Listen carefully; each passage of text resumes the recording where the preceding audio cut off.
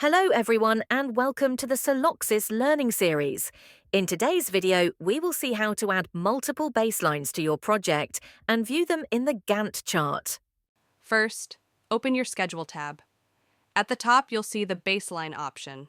Click on it to create a baseline, then click Create Baseline. You can choose to baseline your entire project tasks or just specific tasks.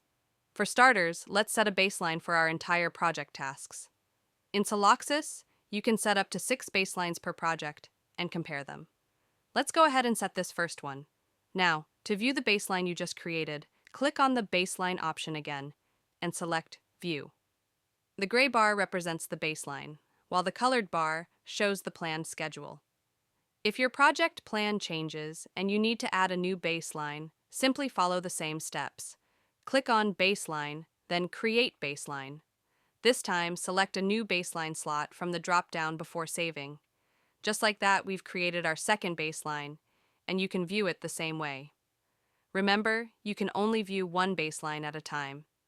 Now let's say you want to baseline a particular task. Here's how to do it.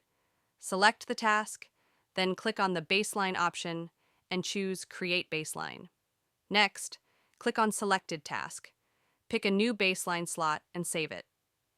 To view this baseline, go to the View Baseline option, select your desired baseline, and you're all set.